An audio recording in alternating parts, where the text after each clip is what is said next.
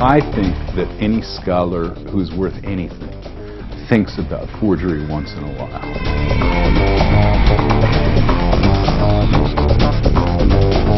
Oh God, the best thing about forgeries is that other people get them wrong. History is written on the basis of them. I mean, everyone gets them wrong. Nobody is immune to being fooled for a time, certainly, by a good forgery.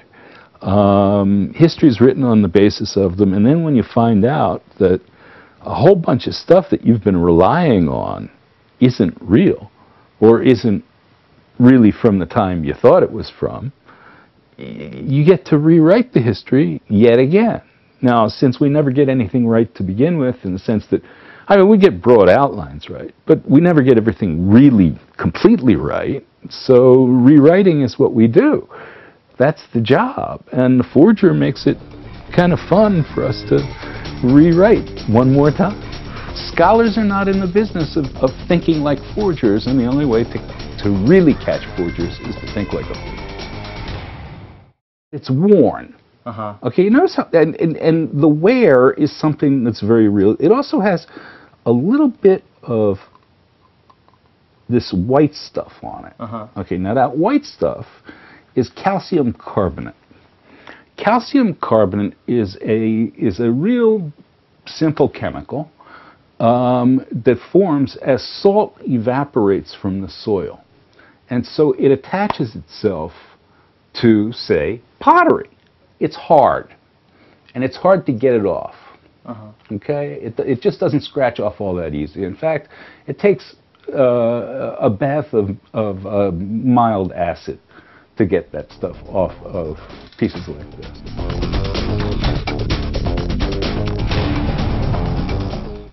Yes, very important. Yeah. Smell is important. Now, unfortunately for you, and I suggest that you use a different part of the lamp than I use, you have to lick it to get the full smell. It smells like clay. Yeah. Yeah. You lick it, it smells like clay. Okay, there's nothing wrong with it. Yeah. If you do the licking test, that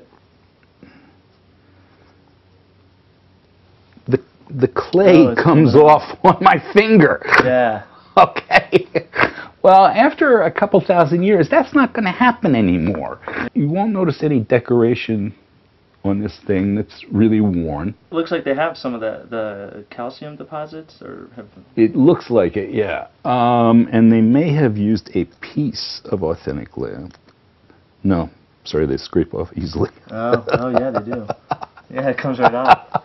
Sumerian, Akkadian, Phoenician, Ugaritic, Aramaic, Hebrew, Egyptian, Moabite, if you count that as a language, Greek, Latin, Syriac, Old Persian, Punic, if you count that separate from Phoenician, Modern, Hebrew, Italian, German, English, French, Swedish.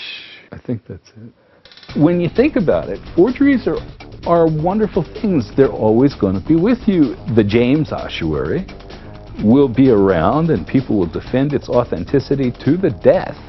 Wouldn't surprise me to see wars fought over the thing. The Shroud of Turin is still around. Now, these things we know to be forgeries, and yet they will have loyal followings for years and years. You got to aspire to something like that. It's a form of immortality. I mean, this is really good stuff.